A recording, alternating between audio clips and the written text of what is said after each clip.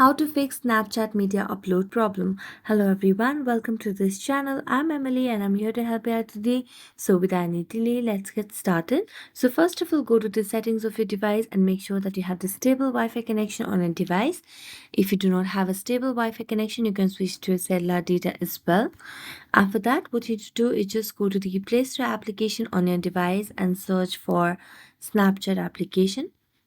So just make sure that you have the latest version of the application on your device. Now, as you can see, there's no update option available. It means the app is updated to its latest version on my device.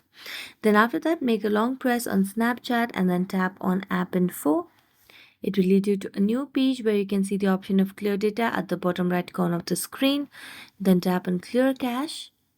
Then go to the app permissions and make sure that you have toggled on all the required options. After that, go to the Snapchat and your issue might be fixed.